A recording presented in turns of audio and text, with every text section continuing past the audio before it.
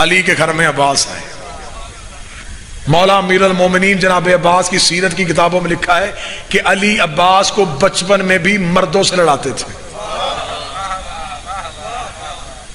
ویسے لوگوں کا دستور ہے نا کہ جو بچہ ہے اسے بچے سے لڑاؤ تاکہ تلوار اٹھانی ڈھال رکھنی یہ سیکھ جائے.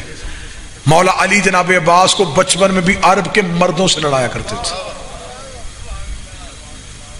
اب اتنے واقعات ہیں. ایک دن خود مولا امام حسین علیہ السلام جنگل میں جا رہے تھے کیونکہ جناب عباس مولا امام حسین کے غلامی میں تھے تو ساتھ رہتے تھے. تو جنگل میں شیروں کی آواز آئی. مولا حسین نے روکے کہا عباس مجھے لگتا ہے کہ شیر کسی انسان کی تلاش میں ہے, کہیں انسان شیروں نے گھیرا تو نہیں. اتنا کہنا تھا غازی اجازت لے کے جنگل میں گھس گیا. اور جب مولا حسین پہنچے تو عباس شیروں سے جنگ کر رہے تھے. مولا حسین نے گھوڑے کی زین میں بیٹھ کے لفظ کہا یا زیغم الملائکہ, او فرشتوں کے شیر, یا زیغم الملائکہ, اے فرشتوں کے شیر. عباس اس آسمان بلندی کا نام ہے. پڑھے لکھوں کے گھر میں پڑھا لکھا ہونا بڑا مشکل ہے. ان پڑھوں کے گھر میں کوئی پڑھا لکھا ہو جائے تو یہ آسان ہے. جہاں سارے ہی پڑھے لکھے ہوں پھر وہاں کوئی پڑھا لکھا ہو یہ بڑا مشکل ہے. جس گھر میں نبوت کا سورج ہو, جس گھر میں امامت کا چاند ہو, جس میں حسن کا چاند ہو, جس میں حسین جیسا کریمی کا چاند ہو, وہاں اپنے آپ کو کمرے بنی ہاشم کہلوانا.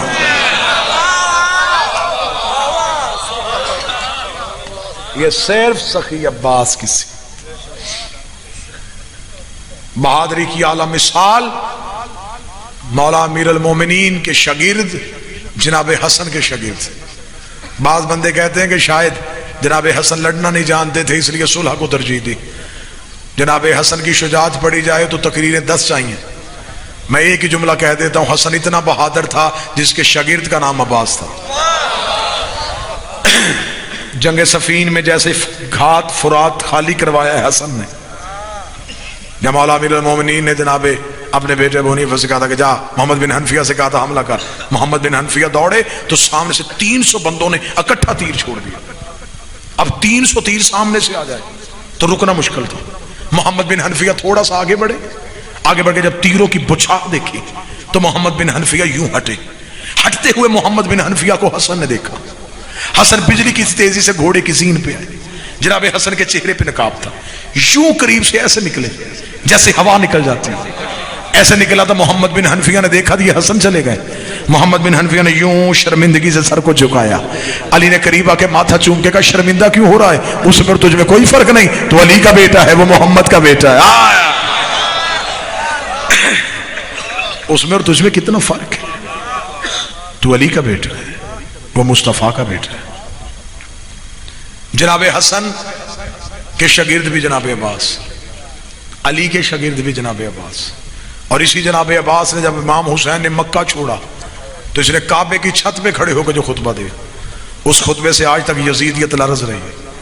حضرت عباس کعبے کی چھت پہ, اور کعبے کی چھت پہ جا کے کہا الحمدللہ الذی شرف ھذا بیتی بقدوم ابی, تعریف اس اللہ کی جس نے اس گھر کو اس کے بابے کے قدموں کی وجہ سے عزت.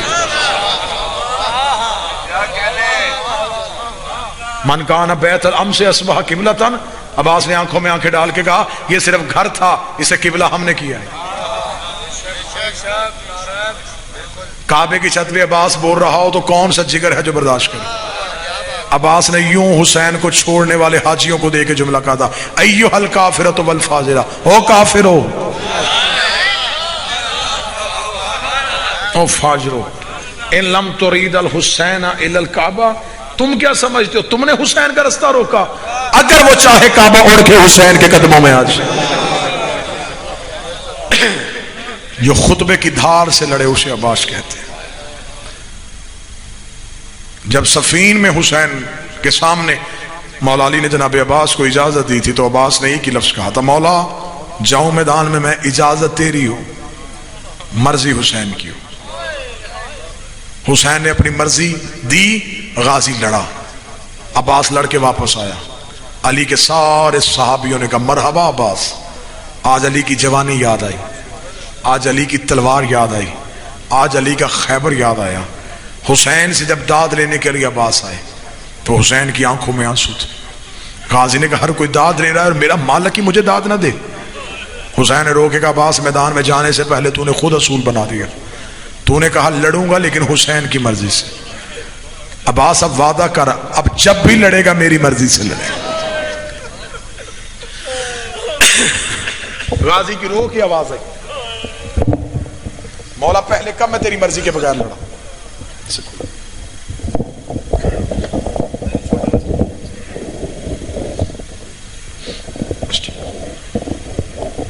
مولا پہلے کب میں نے تیری مرضی کے بغیر لڑائی کی. حسین نے کہا نا عباس یہ وعدہ ہے کہ اب جب بھی لڑے گا میری مرضی سے لڑے گا. اتنی وفا کی ہے عباس نے سیدوں کے ساتھ. میں ابتدائے مصائب میں ایک عمل بتا دیتا ہوں. مشکل سے مشکل دعا قبول نہ ہوتی ہو نا, ایک عالم ربانی کا دیا ہوا عمل ہے. بیٹی لے کے عباس کے علم پہ جاؤ, بیٹی عباس کے علم پہ بٹھا کے خود ہاتھ باندھ کے کہنا غازی بیٹیاں تو قاتل بھی واپس نہیں بھیجتے. مولا میں تیرے علم پہ بیٹی اس لیے سفارشن بنا کے لے کے آیا ہوں کہ تو حسین کے پاس سکینہ کو سفارش بنا کے لے کے گیا. تجھے اپنی سفارش کا واسطہ میری سفارش قبول کر لے. تو علم نہیں چھوڑے گا اور غازی دعا قبول کرے گا. عباس کسی کی بیٹی کو روتے ہوئے نہیں بھیجتا. آج ہماری بہنوں پہ مصیبت آجے بس ٹھیک, وہ علم عباس پہ جا کے کہتی ہیں مولا میرا بھائی مصیبت میں ہے, مولا میرا بھائی خطرے میں ہے. اسلام آباد دور دراز کے ماتمی اور مجھے بول کے بتاؤ ہماری بہنوں کو عباس پہ اتنا مان ہے. پھر احمد شاہ جی غازی کی اپنی بہنوں کو غازی پہ کتنا مان, کتنا مان تھا سیدوں کو عباس پہ.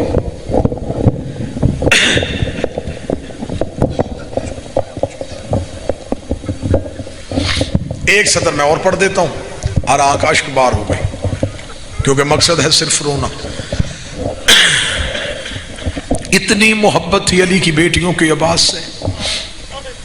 عباس دنیا میں آیا اتنا زمین پہ چلا نہیں جتنا بہنوں کے ہاتھوں میں رہا. تیرے رونے کے لیے نہیں, تیرے تڑپنے کے لیے جملہ پڑھنے لگا ہوں. کتابیں کہتی ہیں کہ اتنا پیار تھا سیدزادیوں کو عباس سے. پھر احمد شاہ جی جملہ سنیے گا, علی کی بیٹیوں نے عباس اٹھانے کا وقت مقرر کیا ہوا. مغرب تک عباس تو اٹھائے گی,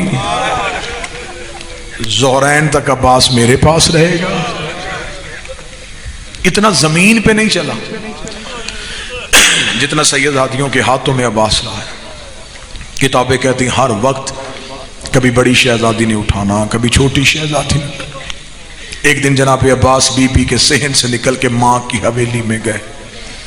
سامنے بیٹھی تھی وفا سکھانے والی. عباس کو آتے دیکھا, عباس نے دونوں ہاتھ ماتھے پہ رکھ کے ماں کو سلام کیا, اما سلام. بی بی کی آواز آئی عباس کہاں سے آئے؟ عباس رو کہتا اما بہنوں کے گھر سے. بی بی رو کہتی غازی میرے سامنے کھڑا ہو. غازی کھڑا ہوا. بی بی رو کہتی میری آنکھوں میں آنکھیں ڈال, پہلے تو چھوٹا تھا میں چھپ رہی. عباس وہ تیری بہنیں نہیں, وہ تیری آقا ذاتی ہے. عباس رو کہتا ہے اماں میں بھائی نہیں. بی بی رو کہتی نہیں تو کنیز کا بیٹا ہے, تو نکرانی کا بیٹا ہے, تو سارا دن ان کے گھر رہتا ہے, وہ تجھے اٹھاتی ہیں. تجھے پتا ہے وہ اپنے بابے کے سامنے بھی کبھی نہیں گئی, وہ اپنے بھائیوں سے پردہ کرتی ہیں. غازی تجھے اٹھاتی ہیں. ہاتھ باندھ کے کہتا جو جاتا رہا وہ معاف کر دے, آج کے بعد عباس نہیں جائے گا. رات گزر گئی. قدیم ذاکرین یہ مضمون پڑھا کرتے تھے. رات گزر گئی, عباس واپس نہ آئے. صبح شادی کی آواز کلثوم اٹھ دیکھ عباس کو خیر ہے. پوری رات گزر گئی عباس نہیں آئے. بی بی اپنے گھر سے نکل کے جب ام البنین کی حویلی میں گئی, صحن میں عباس کے بی بی کو آتے دیکھا. بی بی نے دروازے پہ رک کے آواز دی عباس. پہلے شہزادی کی طرف دوڑا, ماں والی بات یاد آ گئی. تھوڑا قریب جا کے چھوٹے چھوٹے ہاتھ جوڑے، سر جھکا کے کہتا جی آقا زادی، بی بی رو کے کہتی غازی، رو کے کہتا جی مرشد زادی، بی بی رو کے کہتی عباس تو مجھے بہن کہا کرتا تھا، رو کے کہتا مجھے نہیں پتا تھا میں کنیز کا بیٹا، مجھے نہیں پتا تھا میں تیری نوکرانی کا بیٹا ہوں، جو کہتا رہا وہ معاف کر دے، آج کے بعد نہیں کہوں گا۔ اتنی جلدی آ گیا، ایک وقت آئے گا میں واضح دوں گا تو نہیں آئے گا۔ غازی کے بعد کان میں پڑی کہ میں بلاؤں گا اور تو نہیں آئے گا۔ عباس 3 راتیں نہ سوئے، حسین مسجد میں جاتے، پیچھے مسجد میں، حسین گھر آتے، حسین حجرے میں چلے جاتے، عباس دروازے پہ بیٹھ جاتا، آنکھیں کھلی۔ 3 راتیں جناب فضا دیکھتی نہیں، تیسری رات جناب فضا نے آ کے بی بی زینب سے کہا عالیہ 3 راتیں ہو گئی ہیں، میں رات کو اٹھ کے دیکھتی ہوں عباس مولا حسین کے حجرے پہ بیٹھتا ہے، یہ سوتا کیوں نہیں؟ بی بی کی آواز ہے بلانا میرا عباس۔ عباس بلایا، جھکی ہوئی نظریں بی بی کے حجرے میں، جی اب بی بی، جی آقا زادی۔ عباس سر اٹھا، غازی نے سر اٹھایا، آنکھیں کھول۔ عباس نے آنکھیں کھولی، بی بی نے عباس کی آنکھوں کی سرخی دیکھی، سویا کیوں نہیں؟ عباس کی آنکھوں میں آنسو۔ انہوں نے کہا تھا میں بلاؤں گا تو آئے گا نہیں۔ علی کی بیٹی نے عباس کی کلائی پکڑی، حسین کے حجرے میں جا کر کیا کہا تو نے میرے غازی کو؟ 3 راتیں ہو گئی ہوں میرے عباس کو جاگتے ہوئے۔ حسین نے روکے گا عباس کیوں نہیں سویا؟ روکے گا مولا خود ہی تو کہا تھا میں بلاؤں گا تو نہیں آئے گا۔ حسین نے کاندھے چوم کے کہا تب تو زندہ نہیں ہوگا، عباس مدینہ نہیں ہوگا، عباس جنگل ہوگا، حسین تنہا ہو جائے گا۔ اتنا مان تھا سیدوں کو عباس پہ کہ جب 10 محرم یہ کہہ کے بی بی نے آنکھیں بند کر کے ٹھنڈی آہ بھر کے کہا صدقت امیر المومنین، صدقت امیر المومنین، سچ کہا تھا میرے باب علی نے۔ عباس نے کام کے کہا بی بی کیا کہا تھا؟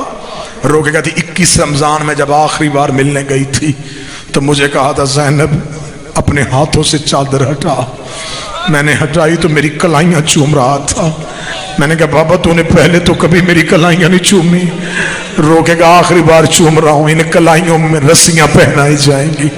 عباس یہ جملہ کہہ کے بابے نے آنکھیں بند کر لی۔ عباس میں تیری چڑھتی جوانی دیکھتی، میں تیرا قد دیکھتی، میں سوچتی تھی بابا کہتا تھا رسیاں پہنائے گی، جس کا عباس جیسا بھائی ہو، جس کا غازی جیسا نوکر ہو، اسے رسیاں کون پہنائے گا؟ آج تجھے مقتل میں جاتے ہوئے